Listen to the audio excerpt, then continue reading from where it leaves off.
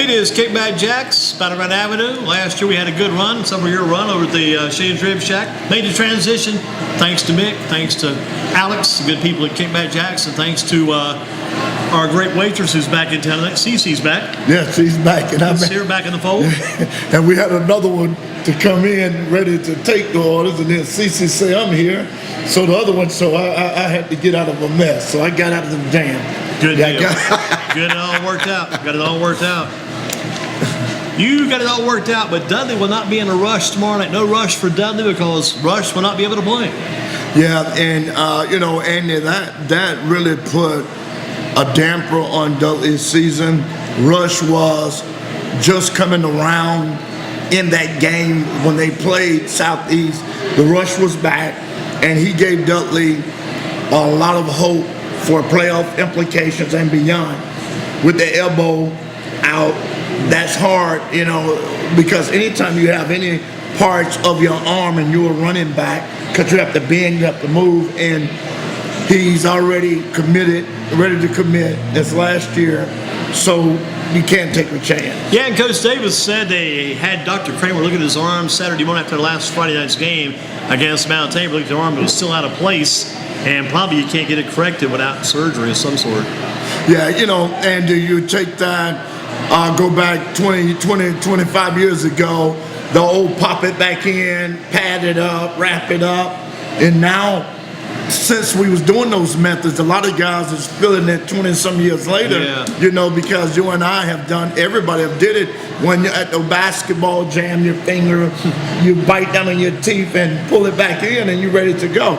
And I hate those basketball jam fingers, because all of a sudden the ball hits your fingers like, yeah. It's just a crazy sound. Yeah, but like you say, you got to get it back in place. Yeah, absolutely. And you just feel for Dudley because now Dudley without methodically passing game.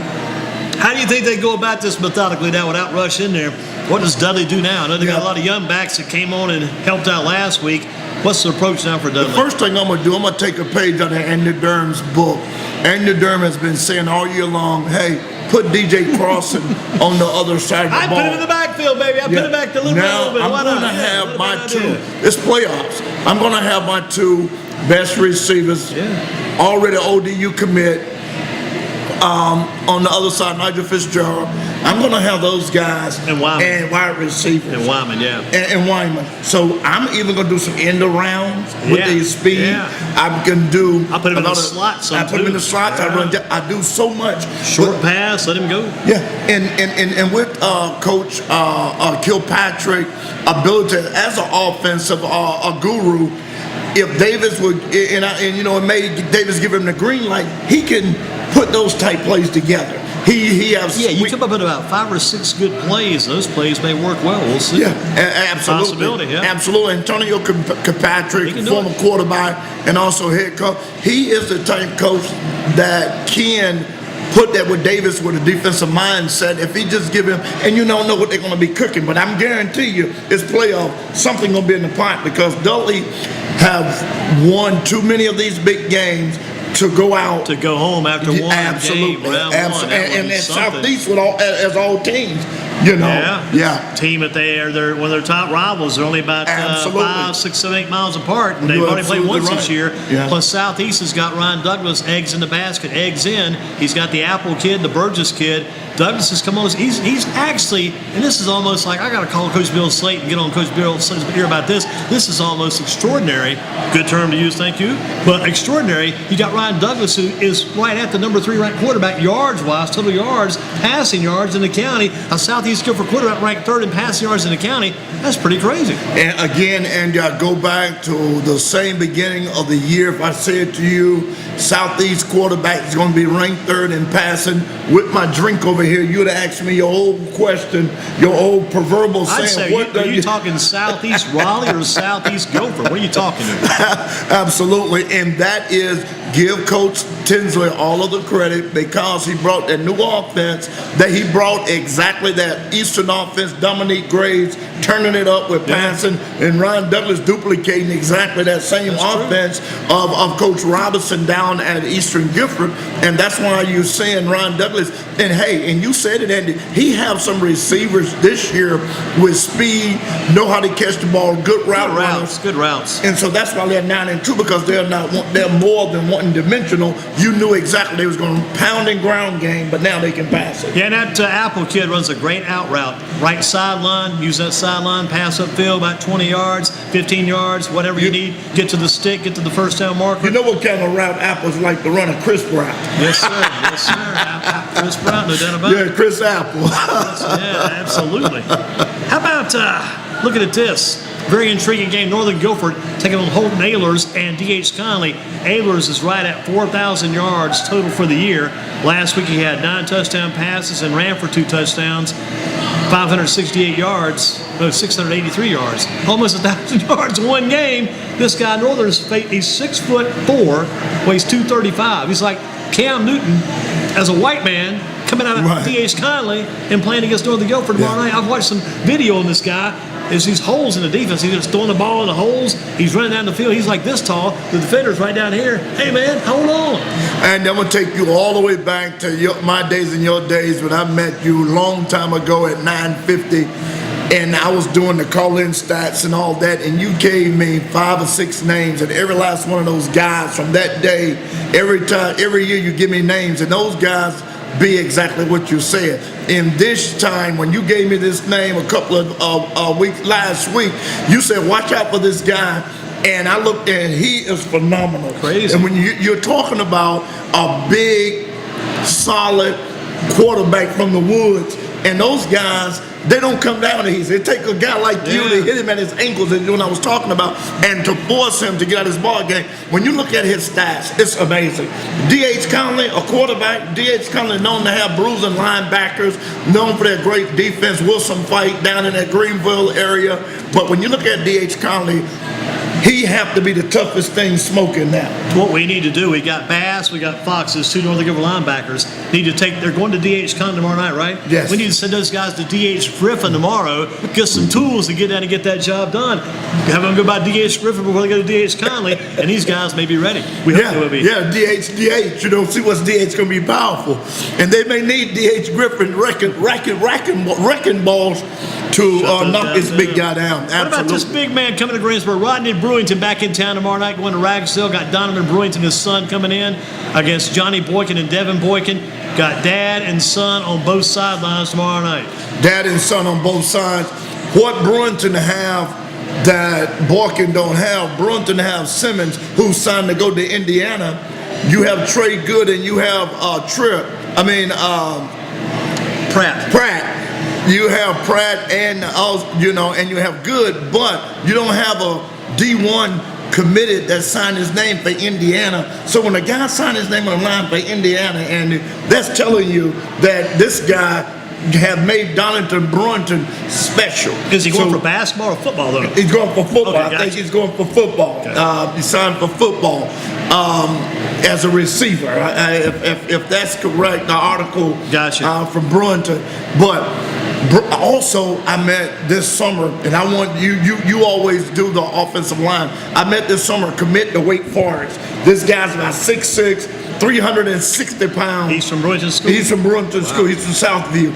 And we met him at Eric Ebron camp, and already people's looking at him and said, man, you play pro football, you were there? He said, no, I'm just a junior in college going to Wake Forest. He'll be joining our buddy Big Clap from over at Eastern Gifford. Yeah. Wow. And that has been the key for Donovan Brewington's success. When you look at Brewington start out 6-0, you look at Ragsdale, played tough team, but people saying, have Southview played tough teams? Southview had played some tough teams. Some good names. Jack Brett. You brought the name up. Yeah. So when you look at the sons with the fathers, I think I would give Donovan Brewington the edge in passing. But when you look at what Boykin have been doing, Boykin haven't showed us a lot with his legs as he have, because he has been dependent on Manus. So right. Manus has been the big plus. So you don't have Manus is not full strength. Ragsdale, they're really missing a lot when they're missing that kid. They really need him. Yeah, Ragsdale will be missing a lot. As you said, they need to go over to the Ragsdale Y or GTCC and say, hey, come on and suit up with us rather than going to DH Griffin like Northern. They need to go over to the YMCA or go over to GTCC, to the aviation school, and get somebody to help. Let's do this. Let's get it to the moment of truth. You got the glasses off. You're looking like the man on Ring of Honor Wrestling, Caprice Coleman, the minister from down near Charlotte. So let's go to the moment of truth here as we're in the Kickback Jacks for a Thursday Football in Focus. You've probably seen Caprice Coleman on Ring of Honor Wrestling before. Maybe seen Caprice. Anyway, he's the minister down there. Yeah, Dudley in Southeast, you're calling it as? I'm calling Andy, and I know you may run me out of town, but I've got to call this thing. I've got to call Southeast by touchdown. Southeast to win. Yeah. Okay. How about the Northern Conley game? Conley, yes, by 2 or 3 touchdowns. By the big man. And that means Conley will beat Eastern Guilford next Friday night. Yes. Okay. Let's move on toward this Ragsdale Southview game. Southview. Going Southview to beat Ragsdale. Brewington and Simmons and Young Brewington. Eastern Guilford hosted Hillside, and Randy Trice Jr. can run all over the place. Yeah. He takes that ball, runs out, sprints out to the right side, can't find anybody open. Sometimes Mr. Joseph, he'll just take that ball, drop it over the top of the defense, and a guy's arms and hands, maybe on 3 yards away, but that guy's going to get about 15 yards. Trice is a great field manager.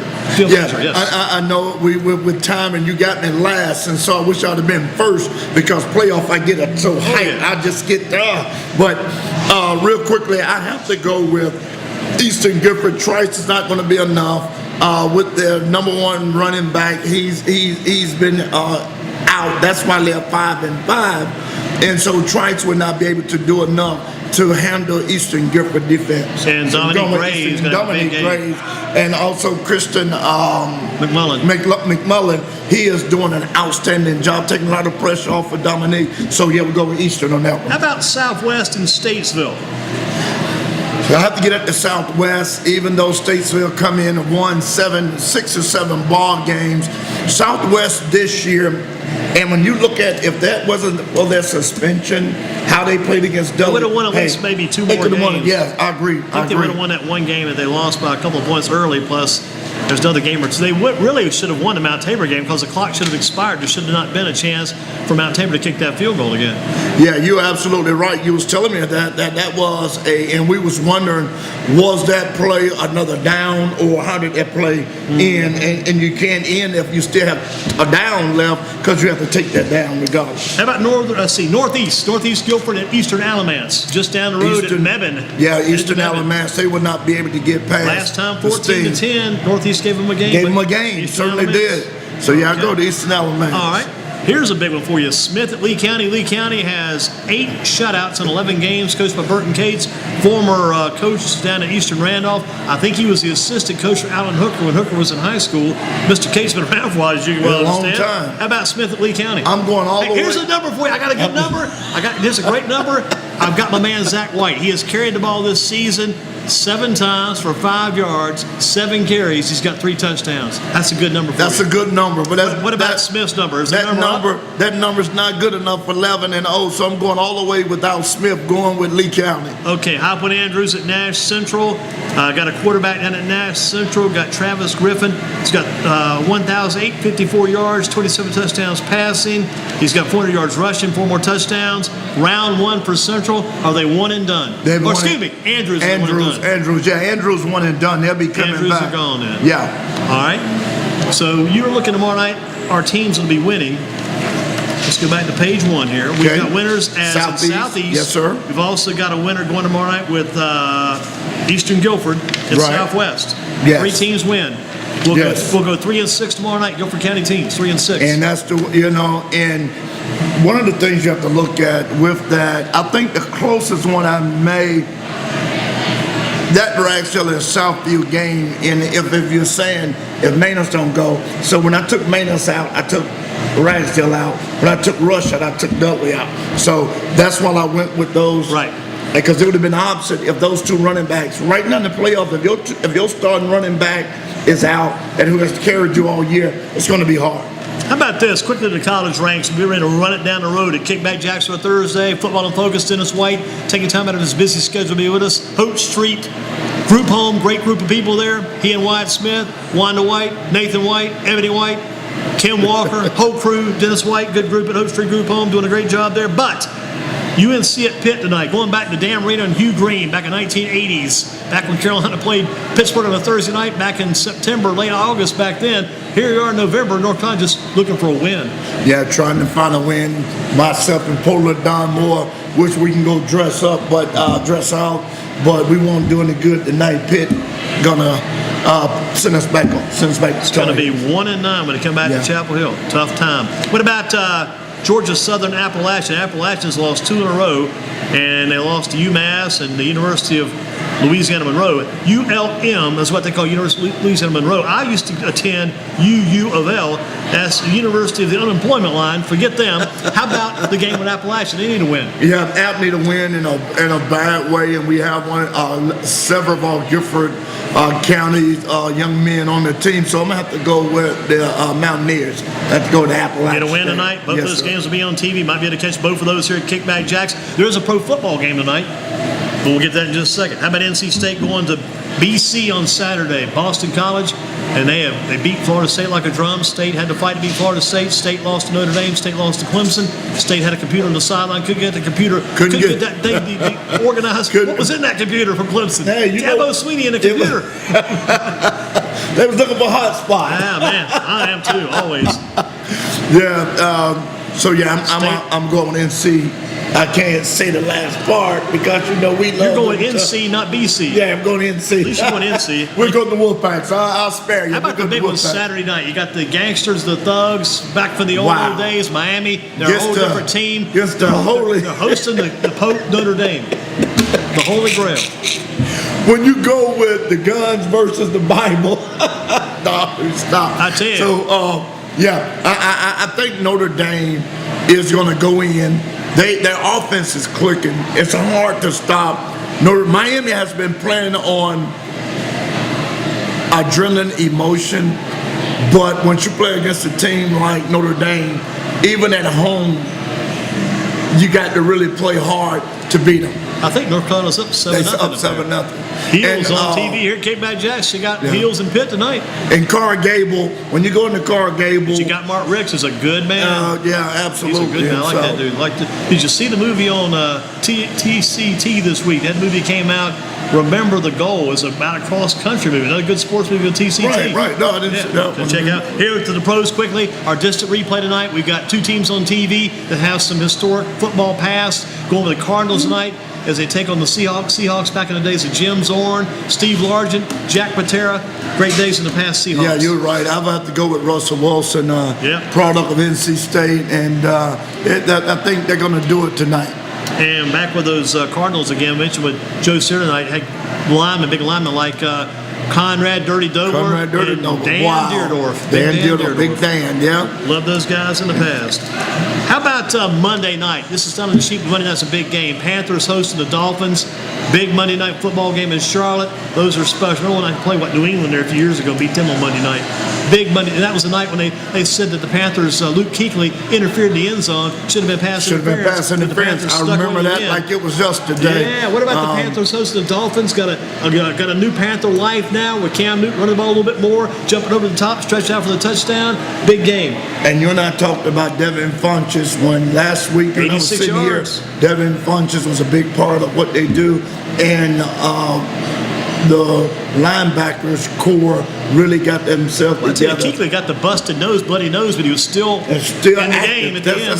That's Luke. And so, I'm going with the Panthers all the way. Panthers on Monday night. And who's going to be that number 2 receiver behind Funchess? Who becomes number 2 receiver now? You going to go with Ford Moser or going to wait later for him? He's on the way, man. I'm telling you, that kid have a grip. 72 receptions this year. That's getting close to 100 receptions. That's unreal. Unreal. And he gave me a firm grip. I'm like, wow, this is a football hand guy. And he told me, I asked him about the Julio Jones pass. It hit his pads instead of catching with his hands. The Atlanta Falcons receiver catches that ball. Yeah. Falcons win that game. Falcons and win it the hit game. his pads and catches with his hands. He said he tries to use the hands at all times. Yeah, and then those guys at Northern have such a good high football IQ. They're very academic, smart guys. And Fort Moses, a guy you wish you could just take your clone and put him somewhere else, you know. He's like the old Daniel Downings of the past. Absolutely. Well, Dennis, great food here at Kickback Jack's. Will you get the ribs tonight? Yes, I will. I have to go with the ribs tonight. And last week I had the tavern nachos, and they was off the chain. So I'm going to get that again tonight. What's Don going to get tonight? Caesar salad with salmon. And CEO, what you getting tonight? I'm going to probably get the ribs again because I like them so much. Oh, man, I love the ribs, Great man. ribs. That's you and I. We the rib brothers. That's right. We the rib guys. That's it. The rib guy. That's right. We thank Alex. We thank Mick and the good people at Kickback Jacks. We thank CC for her good job taking care of the players tonight. I think we got another show here next week by the time to wrap it up for the Thanksgiving holidays, but it's moving fast. Round one of the playoffs tomorrow night. We'll be down in Southeast Guilford on top of that press box, so bring your jacket tomorrow night. Yeah. Oh, yeah. I got the little portable heater and already. I bought the green shirt back today. Yeah, you're right. The green shirt's back. First time I wore the green shirt all First year. time you won all year, Yeah. you know. Yeah, It's I wear getting mine cold. on front. Yeah, Getting cold. It really is, and I will have the heater. I'm certainly going to have the heater tomorrow night because we're going to be out. The weatherman is talking about 40 degrees kickoff time, so you and I know how that feels. I think I would rather, when we talk about picking on poison, that old press box, it used to be so cold in that we couldn't even move. Yeah. So I think on top we're getting that breeze, so we'll have to fight it. Got to survive it, man. Survive Yes, one sir. more night at Southeast Guilford Bill Slayton Stadium. I'm pushing now for that field house. The field house does not have a name. I'm pushing now. I'm going to start pushing. I remember to push this. The Mark White Field House. He's a trainer in the Southeast. He's been over 30 years, done a lot of great things. I used to push that Bill Slayton football field, stadium, whatever. They got that straightened out. I'm pushing for the Mark White Field House in Southeast Guilford. That's my new project. And look, and I know it's real early. What about Coach Tinsley down in Southeast? I think they may name a gate after him. They may give him a gate or light pole or ditch or something. He's got to get a light pole for sure. Got to get a light pole. When you get a light pole, you're doing good, You're right? on your way. The Dennis White light pole could be yours too at Southeast Guilford soon. Thank you, Dennis. Good job. Always a pleasure, and appreciate Thank you, Don. it, buddy. Thank you, Ford. Thank you, Miles. And thank you, CJ Fox. And thank you, Joe Serra. And thank you again, Mick and Alex at Kickback Jacks. We'll see you again next week. Have a good week for football. Football in focus. Kickback Jacks. We'll see you soon.